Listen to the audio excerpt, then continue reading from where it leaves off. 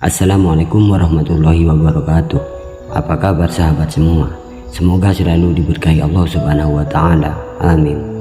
Pada kesempatan kali ini saya akan membahas biografi lengkap dari Habib Syekh bin Ahmad bin Abdullah Bafaqih Foto Putih.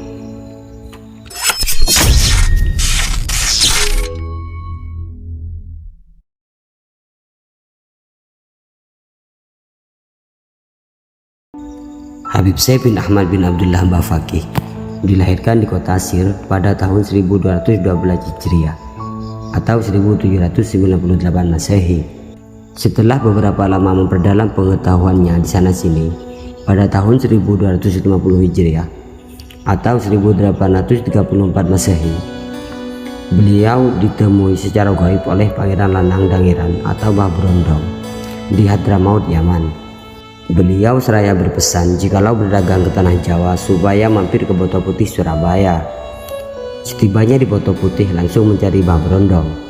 Namun setelah ke Boto Putih, Habib Syekh bin Ahmad bin Abdullah Bafaqih bertemu Raden Cokronegoro IV yang menjabat Bupati Surabaya 1863 Masehi sampai 1901 Masehi, atau Raden Bagus Abdul Qadir Jailani atau Raden Panji Pramowijoyo. Tak lain beliau adalah anak cucu dari Pangeran Lanang Dangiran atau Mbah Brondong. Menjelaskan bahwa Mbah Brondong sudah lama wafat tahun 1048 Hijriah atau 1638 Masehi. Sontak Habib Syekh bin Ahmad bin Abdullah Bafaqih terkejut.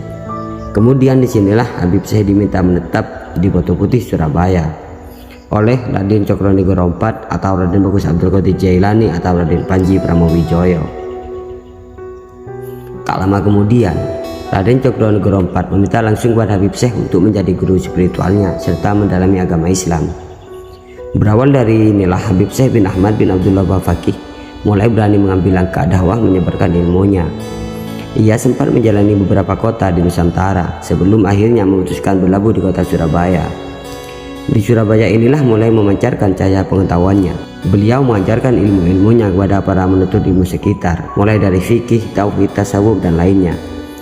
Hingga akhirnya di tengah hingar-bingar dakwahnya itu, ia diangkat oleh Allah Subhanahu wa Ta'ala menjadi salah satu walinya. Semenjak itu pula ia sering terhanyut alam robbaniyah atau karomah-karomah yang luar biasa, senantiasa mengisi kesehariannya. Sebagaimana seorang sufi, Habib Syekh Bafaqih memiliki kepekaan yang tinggi akan syair-syair sufistik.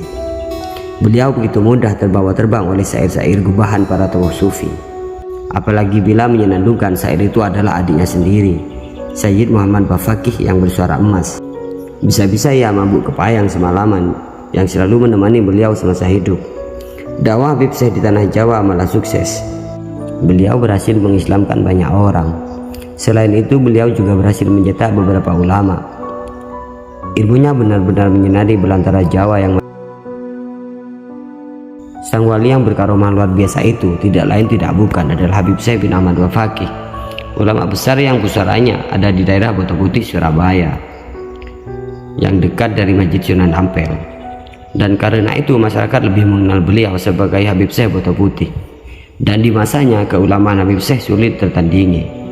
Pengetahuannya dalam fikih, lughah, tauhid dan lainnya sangat dalam, sehingga sewaktu tinggal di Surabaya beliau menjadi oase yang mengobati dahaga orang-orang yang haus ilmu di tanah Jawa. Pencapaian luar biasa itu tidaklah didapatkan Habib Syekh dengan mudah dan gampang, sebab ilmu takkan pernah ditumpahkan dari langit begitu saja. Sejak usia muda beliau sudah bekerja keras menggali ilmu. Mula-mula ia mempelajari Al-Quran dan beberapa bidang pengetahuan syariat dan tasawuf kepada ayahandanya sendiri, Habib Ahmad bin Abdullah Bafaqih. Kebetulan sang ayah sendiri adalah ulama yang sudah kesohor ketinggian ilmunya. Beliau kemudian mengembangkan diri dengan belajar pada ulama-ulama yang ada di kotanya, Sir. Pada fase ini, jiwa ilmuannya sedang mekar-mekarnya. Semakin lama, semakin merasakan kehausan tak terkira untuk meneguk pengetahuan, sehingga beliau dengan seizin ayahnya memutuskan berangkat ke Haramain untuk menyelami telaga pengetahuan di sana. Selama di Mekah dan Madinah, beliau belajar kepada beberapa ulama besar. Di antaranya adalah Syekh Umar bin Abdul Karim bin Abdul Rasul Al-Attar, Syekh Muhammad Soleh Al-Rais As-Samsami, dan Al-Alamah Sayyid Ahmad bin Alawi Jamadul Lail. Tak hanya sampai di situ, ia pun menyempatkan diri tinggal di Mesir beberapa lama untuk menimba pengetahuan dari guru-guru besar Universitas Al-Azhar kala itu. Habib Syekh bin Ahmad bin Abdullah Bafaqih wafat tahun 1289 Hijriah atau 1878 Masehi di Kota Putih, Surabaya. Di atas pusaranya dibangun kubah yang megah sebagai perlambangan kebanggaan derajatnya. Sampai kini makamnya tak henti-hentinya disiarahi kaum muslimin untuk bertawasul dengan mengharapkan barokah dari Allah Subhanahu wa taala. Sejak saat itulah Raden Cokronegoro IV berwasiat agar makam beliau dirawat dan dijaga oleh anak turun-menurun Pangeran Lanang Dangeran atau Wahab Rondong, karena Habib Syekh bin Ahmad bin Abdullah Bafaqih tidak mempunyai keturunan.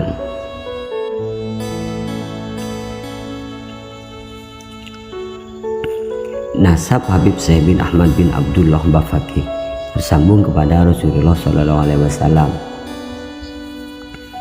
Al-Imam Arif Billah Al-Habib Syekh Sunan Boto Putih bin Ahmad bin Al-Arif Billah Al-Kutub Abdullah Bafaqih bin Muhammad Maula Al-Aidid bin Ali Al-Huttah bin Muhammad bin Abdullah bin Ahmad bin Abdurrahman bin Alwi Amma Faqih bin Muhammad Sohibul Mirbat bin Ali Kholi Qasam bin Alwi bin Muhammad bin Alwi Ba'alawi bin Ubaidillah bin Ahmad Al-Muhajir bin Isa Ar-Rumi bin Muhammad An-Nagib bin Ali Al-Uraidi bin Jafar Shodiq bin Muhammad Al-Bakir bin Ali Zainal Abidin bin Sayyidina Husain As-Sibti bin Ali bin Abi Thalib Fatimah Syahrah binti Muhammad Rasulullah SAW. Dan ini adalah beberapa karomah dari Habib Syekh Boto Putih. Dikisahkan pada suatu ketika tibalah Habib Syekh di kediaman salah satu pecintanya. Ini bukan kunjungan biasa, akan tetapi kunjungan syarat hikmah. Pasalnya begitu ketemu Sahibul Bait, sang wali menggelontorkan permintaan yang agak ganjil. Aku menginginkan 2 lembar permadani ini. Ditanya. Sang pecinta terkesiap. Bagaimana tidak, yang diminta junjungannya itu adalah permadani buatan Eropa yang super mahal. Barang itu baru saja dibelinya. Ia sangat menyayangi permadani itu hingga ditempatkan di tempat khusus. Begini saja, Anda boleh minta apa saja asal jangan permadani ini, pinta si pecinta. Tidak, aku tidak menginginkan lainnya, sang wali bergeming. Negosiasi berlangsung lama dan alot, dan akhirnya hati pecinta setengah mencair. Baiklah, kalau begitu Anda boleh mengambil 1 lembar saja. Setelah mendapatkan permintaannya itu, sang wali segera beranjak. Sang pecinta adalah seorang saudagar kaya. Sewaktu disambangi sang wali, 2 armada kapal dagangannya tengah berlayar di lautan dengan membawa muatan yang banyak. Sayang sekali, 2 armadanya itu koyak akibat terjangan gelombang. Salah satunya terhempas lalu tenggelam, sementara satunya lagi selamat dan berhasil mendarat. Dan hati saudagar sedikit lega, syukur tidak kedua-duanya tenggelam. Ia memeriksa kapalnya yang selamat itu dengan seksama, dan terpampanglah pemandangan ajaib di hadapannya. Ya, selembar permadani yang dihadiahkan kepada sang wali telah menambah rapat-rapat bagian yang koyak pada perahunya. Ia terpekur, menyesali perlakuannya pada sang wali. Mengapa tidak kuberikan kedua-duanya saja waktu itu, gerutu dalam hatinya. Dan ini adalah karomah selanjutnya dari Habib Syekh Sunan Boto Putih.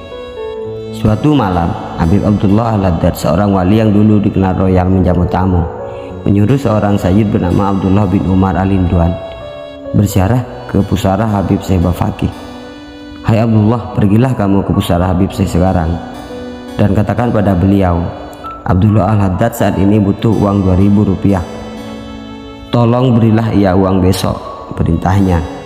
Sayyid Abdullah segera berangkat. Sesampainya di makam Habib Syekh, ia membaca ayat suci dan doa-doa, kemudian ia membisikkan di makam kalimat yang dipesankan Habib Abdullah. Selang 2 hari kemudian, Sayyid Abdullah berjumpa lagi dengan Habib Abdullah. Wali yang sangat dermawan itu nampak berbunga-bunga. Lihat uang ini, aku terima dari Habib Syekh. Seluruhnya sembari menunjukkan segepok uang pada Abdullah Al-Haddad. Maklum, 2.000 rupiah uang dulu sama nilainya dengan 12 juta rupiah sekarang.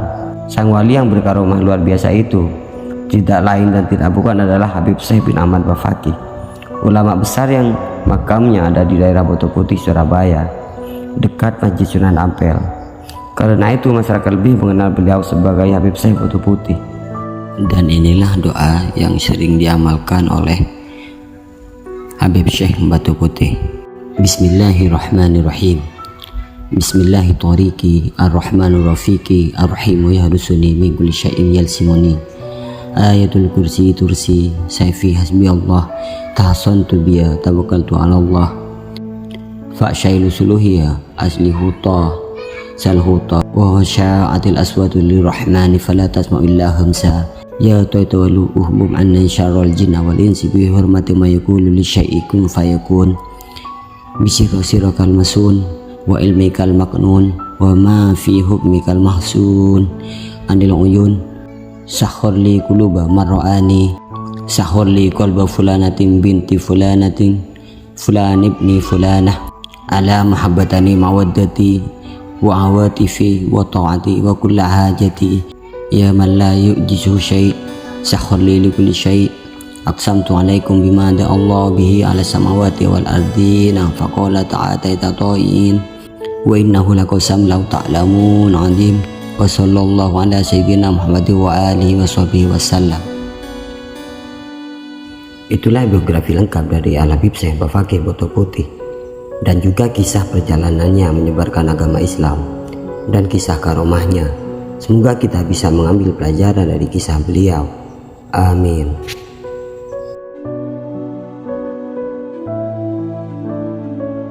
Mari kita lanjutkan dengan membahas biografi Sunan Kalijaga. Di tanah Jawa yang kaya budaya terukir kisah seorang wali agung yang namanya tak lekang oleh waktu. Dialah Sunan Kalijaga, sosok inspiratif yang menyebarkan Islam dengan penuh kebijaksanaan dan karomahan luar biasa. Mari kita selami biografi Sunan Kalijaga, menengok teladan hidupnya, dan menggali manfaat dari kisah karomahnya yang penuh makna. Mari kita lebih mengenal sosok Sunan Kalijaga. Beliau lahir di Tuban, Jawa Timur. Sunan Kalijaga dikaruniai kecerdasan dan bakat seni yang luar biasa. Sebelum menjadi wali, beliau dikenal sebagai Raden Said, seorang bangsawan yang hidup dalam kemewahan, namun hatinya tergerak untuk mencari jalan spiritual yang lebih tinggi. Perjalanannya mengantarkan bertemu dengan Sunan Bonang, salah satu wali Songo. Di bawah bimbingan Sunan Bonang, Raden Said memeluk Islam dan mendapat nama baru, yaitu Sunan Kalijaga. Sunan Kalijaga memfokuskan dakwah pada masyarakat bawah, menggunakan seni dan budaya Jawa sebagai media penyebaran Islam. Salah satu contohnya adalah wayang kulit, tembang Jawa, dan lakon-lakon penuh makna menjadi alatnya untuk menarik hati rakyat. Salah satu karyanya yang terkenal adalah Serat Kalijaga, berisi ajaran Islam yang dikemas dalam bahasa Jawa yang mudah dipahami. Sunan Kalijaga juga berperan penting dalam pembangunan Masjid Agung Demak. Sepanjang perjalanan dakwahnya, Sunan Kalijaga dikaruniai berbagai karomah. Bukti kedekatannya dengan Allah Subhanahu wa Ta'ala. Karomahnya bukan untuk pamer, melainkan untuk memperkuat keyakinan masyarakat dan membuka jalan dakwahnya. Salah satu karomahnya yang terkenal adalah menjelajahi lautan tanpa perahu. Dikisahkan, Sunan Kalijaga ingin menyebarkan Islam di Pulau Bawean. Di tengah keterbatasan, beliau memantapkan tekadnya dengan bersandar pada kekuatan iman.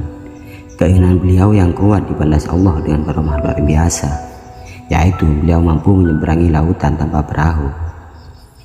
Dan hikmah yang bisa diambil dari kisah karomah ini adalah, kisah ini menunjukkan kepada kita bahwa keyakinan dan tekad yang kuat dapat mengantarkan kita mencapai sebuah tujuan, bahkan di tengah rintangan yang sangat mustahil untuk kita lewati.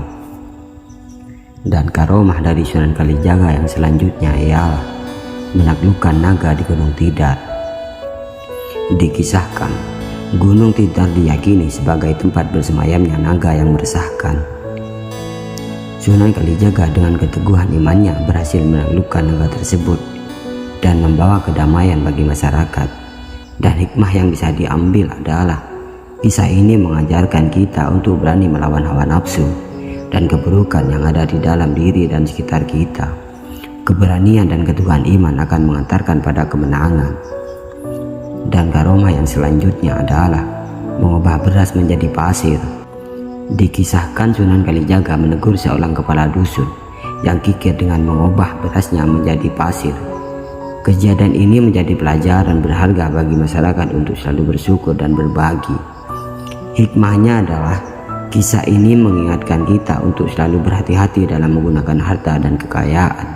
Sikap kikir dan tamak hanya akan membawa kesengsaraan. Dan aroma yang selanjutnya, mendirikan masjid agung dengan tongkatnya. Sunan Kalijaga berperan penting dalam pembangunan Masjid Agung Demak.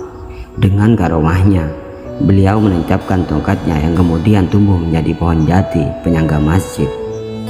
Dan hikmah yang bisa diambil dari kisah karomah ini adalah kisah ini menunjukkan pentingnya kerjasama dan dedikasi dalam mencapai tujuan bersama. Semangat gotong royong dan tekad yang kuat mampu menghasilkan karya monumental. Dan karomah selanjutnya adalah mengislamkan area Penangsang dengan wayang. Dikisahkan Sunan Kalijaga menggunakan media wayang untuk menarik minat area Penangsang, seorang pangeran yang terkenal keras kepala. Pendekatan kreatif ini berhasil mengantarkan area Penangsang pada cahaya Islam. Dan hikmah yang bisa diambil dari kisah ini adalah kisah ini menunjukkan pentingnya kebijaksanaan dan strategi dalam menyampaikan dakwah. Kreativitas dan fleksibilitas dalam penyampaian pesan dapat menarik hati dan membuka pintu hidayah.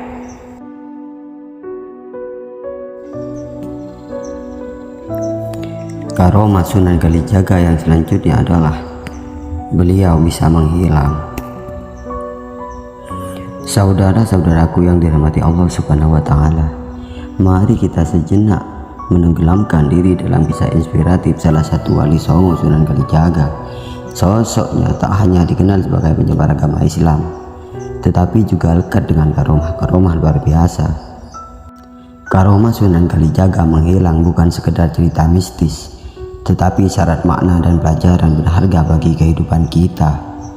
Kemampuannya melampaui batas logika ini mencerminkan ketaatannya kepada Allah Subhanahu wa Ta'ala dan hasil dari tirakat dan mujahadah yang panjang.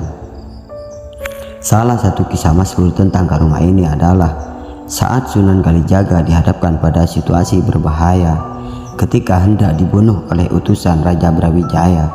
Sunan Kalijaga menghilang secara tiba-tiba, membuat para utusan kebingungan dan takjub. Mempelajari kisah karomah Sunan Kalijaga bukan berarti terjebak pada kesombongan mistis, melainkan untuk meningkatkan keimanan. Kemampuan luar biasa Sunan Kalijaga adalah bukti nyata kuasa Allah Subhanahu wa Ta'ala dan mendorong semangat belajar.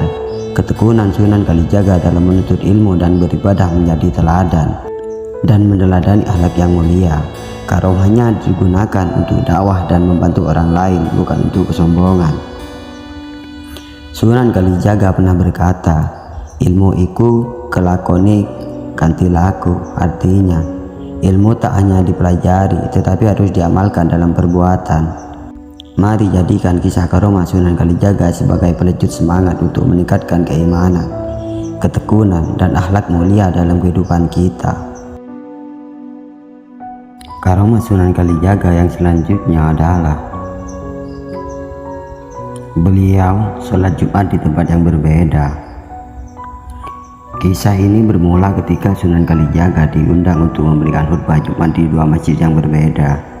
Masjid pertama terletak di Demak, sedangkan masjid kedua berada di Kudus. Jarak antara kedua masjid tersebut cukup jauh dan tidak mungkin ditempuh dalam waktu singkat, bahkan dengan kuda sekalipun. Namun Sunan Kalijaga tidak ingin mengecewakan kedua undangan tersebut. Dengan penuh keyakinan dan ketaatan kepada Allah Subhanahu wa Ta'ala, beliau memanjatkan doa dan memohon pertolongannya. Ketika waktu sholat Jumat tiba, Sunan Kalijaga secara ajaib dapat berada di dua masjid. Sunan Kalijaga secara ajaib dapat berada di dua masjid tersebut secara bersamaan.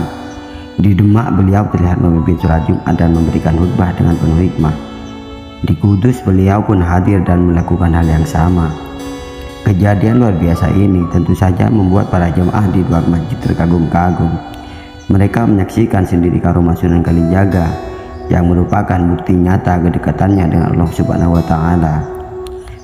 Manfaat mempelajari karomah. Kisah karomah Sunan Kalijaga ini dapat memberikan banyak manfaat bagi kita. Di antaranya, meningkatkan keimanan dan keyakinan kepada Allah Subhanahu wa taala, menumbuhkan rasa cinta dan taat kepada Wali Songo, mendorong kita untuk selalu berdoa dan memohon pertolongan Allah Subhanahu wa taala, menjadi teladan dalam menyebarkan agama Islam dengan penuh kesabaran dan kebijaksanaan.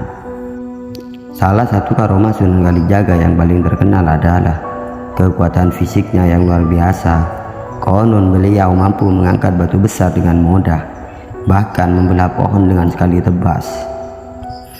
Kekuatan fisik Sunan Kalijaga bukan untuk pamer kekuatan, melainkan untuk menunjukkan kebesaran Allah Subhanahu wa taala. Beliau menggunakannya untuk membantu orang lain menyelesaikan masalah dan menegakkan kebenaran. Beliau pernah menolong Ki Ageng Pengging membangun Masjid Demak dengan mengangkat saka tatal. Dan beliau pernah mengalahkan Arya Penangsang dalam adu kesaktian. Dan beliau juga pernah membelah lautan untuk menyeberangkan pasukan Raden Fatah. Mempelajari karomah Sunan Kalijaga memberikan banyak manfaat bagi kita, diantaranya meningkatkan keimanan.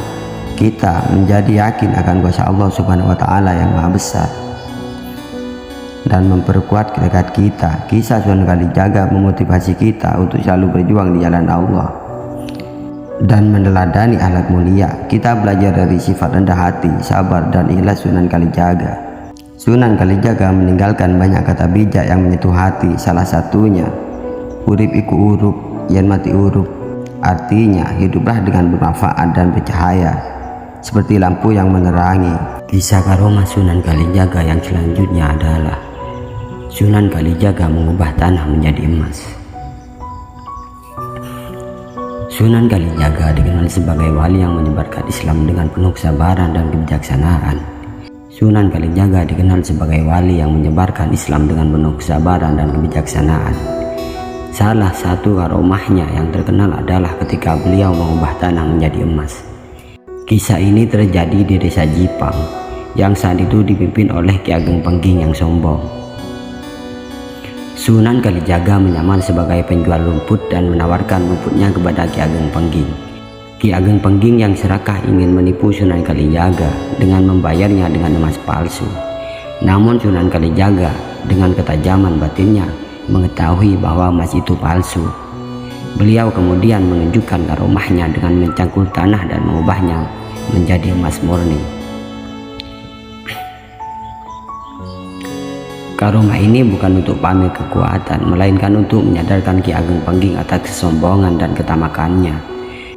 Ki Ageng Pengging pun tersadar dan bertobat atas perbuatannya. Dari kisah ini memberikan beberapa pelajaran berharga bagi kita. Karomah Sunan Kalijaga menjadi teguran bagi kita untuk menghindari sifat sombong dan tamak. Sifat ini dapat membutakan hati dan menjerumuskan kita ke dalam kesesatan. Dan Sunan Kalijaga menunjukkan keteladanan dalam kesabaran, kebijaksanaan, dan keteguhan iman. Beliau menyebarkan Islam dengan cara yang penuh kasih sayang dan tanpa paksaan. Dan kekuatan doa. Karomah Sunan Kalijaga merupakan bukti nyata dari kekuatan doa, keikhlasan, dan keyakinan kepada Allah Subhanahu wa taala. Karomah Sunan Kalijaga yang selanjutnya ialah beliau bisa bertapa dalam waktu yang sangat lama. Sunan Kalijaga dikenal sebagai sosok yang memiliki tekad dan kesabaran luar biasa. Salah satu bukti nyata adalah kisahnya saat bertapa di Gua Langgar. Beliau bertapa selama 40 hari 40 malam tanpa makan dan minum, hanya bergantung pada kedekatannya dengan Allah Subhanahu wa taala. Dan dalam pertapaannya, Sunan Kalijaga memohon kepada Allah Subhanahu wa taala untuk mendapatkan ilmu pengetahuan dan kesaktian yang dapat digunakan untuk menyebarkan agama Islam di tanah Jawa. Beliau juga memohon petunjuk dan kekuatan untuk melawan pengaruh negatif yang ada di masyarakat. Dan dari kisah karomah Sunan Kalijaga ini, kita dapat memetik beberapa pelajaran berharga, antara lain tekad dan kesabaran. Kegigihan dan kesabaran Sunan Kalijaga dalam bertapa menunjukkan bahwa untuk mencapai suatu tujuan diperlukan tekad dan kesabaran yang luar biasa. Dan yang kedua, kedekatan dengan Allah Subhanahu wa taala. Sunan Kalijaga hanya bergantung kepada Allah Subhanahu wa taala selama bertapanya. Hal ini menunjukkan pentingnya memiliki kedekatan dengan Allah Subhanahu wa taala dalam mencapai kesuksesan. Dan yang ketiga, pengabdian untuk agama dan masyarakat. Tujuan utama Sunan Kalijaga bertapa adalah untuk mendapatkan ilmu dan kekuatan untuk menyebarkan agama Islam dan membantu masyarakat. Hal ini menunjukkan pentingnya memiliki rasa pengabdian dan kepedulian terhadap sesama. Dan kisah karomah Sunan Kalijaga yang selanjutnya ialah menghidupkan burung yang mati. Pada suatu hari Sunan Kalijaga sedang berdakwah di sebuah desa. Di tengah perjalanan, beliau melihat seorang anak kecil yang menangis terseduh-seduh. Sunan Kalijaga pun mendekatinya dan menanyakan penyebab kesedihannya. "Burungku mati, Ki Ageng, aku sangat sedih." Sunan Kalijaga berkata, "Tenangkan dirimu nak, jangan bersedih. Coba tunjukkan burungmu kepada Ki Ageng." Terus anak itu menunjukkan burung yang sudah tak bernyawa. Kemudian Sunan Kalijaga mengambil burung dan memegangnya dengan penuh kasih sayang. Sunan Kalijaga kemudian memanjatkan doa kepada Allah Subhanahu wa taala. Dengan penuh keyakinan, beliau meniupkan nafasnya ke tubuh burung yang mati. Burung yang tadinya tak bernyawa perlahan-lahan mulai bergerak dan kembali hidup. Anak kecil itu pun bersorak kegirangan dan mengucapkan terima kasih kepada Sunan Kalijaga. Kisah karomah ini mengandung banyak pelajaran berharga bagi kita. Pertama, pentingnya rasa kasih sayang terhadap sesama makhluk hidup, termasuk hewan. Sunan Kalijaga tidak tega melihat kesedihan anak kecil itu dan berusaha membantunya dengan menghidupkan kembali burungnya.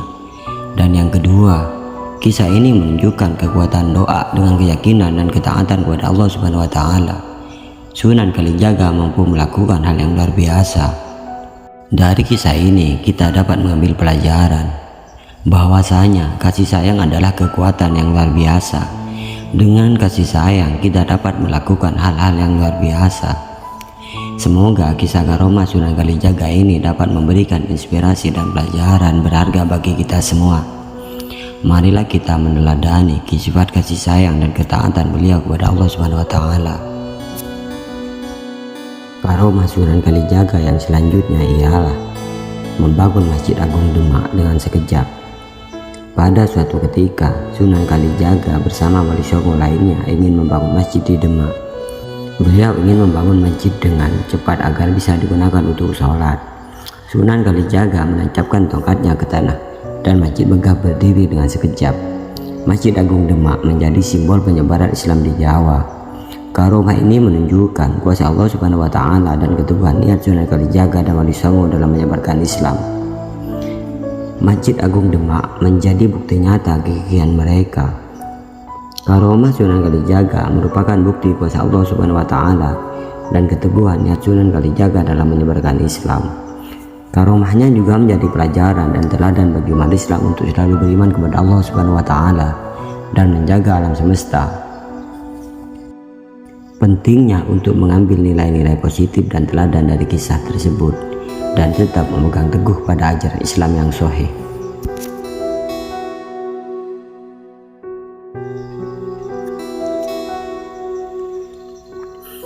Kisah karomah Sunan Kalijaga yang selanjutnya ialah bahwasanya Sunan Kalijaga kebal api. Konon Sunan Kalijaga pernah diuji oleh Raja Brawijaya. Sang raja memerintahkan para algojonya untuk membakar Sunan Kalijaga hidup-hidup. Namun api tak mampu menyentuh tubuh Sunan Kalijaga. Kejadian ini membuat Raja Brawijaya tercengang dan akhirnya memeluk Islam. Karomah Sunan Kalijaga bukan untuk pamer kekuatan, melainkan untuk menunjukkan kebesaran Allah Subhanahu wa taala. Keteguhan imannya menjadi teladan bagi umatnya untuk selalu berserah diri kepada Allah Subhanahu wa taala. Mempelajari kisah karomah Sunan Kalijaga memberikan banyak manfaat bagi kita, diantaranya meningkatkan keimanan. Kisah Sunan Kalijaga memotivasi kita untuk memperkuat iman dan tawakal kepada Allah Subhanahu wa Ta'ala. Dan yang kedua, meneladani akhlak mulia. Sunan Kalijaga adalah contoh figur teladan dengan akhlak mulia yang patut dicontoh. Dan yang nomor tiga, mendorong semangat dakwah. Kisah Sunan Kalijaga menginspirasi kita untuk menyebarkan kebaikan dan nilai-nilai Islam dengan penuh dedikasi. Karomah Sunan Kalijaga menjadi pengingat bahwa Allah Subhanahu wa Ta'ala selalu memberikan pertolongan kepada hambanya yang beriman dan bertawakal. Sunan Kalijaga pernah berkata, "Uripiku mung mampir ngombe yen wis warak bali." Artinya, hidup ini hanya sebentar, bagaikan singgah untuk minum. Ketika sudah puas, maka kembali, yang artinya kembali ke alam baka.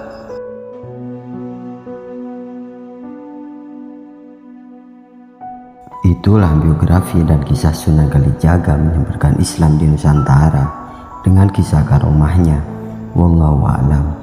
Semoga kita bisa mengambil pelajaran dari kisah beliau. Dan apabila ada yang mau menambahkan atau mengoreksi, silahkan tuangkan di kolom komentar. Wassalamualaikum.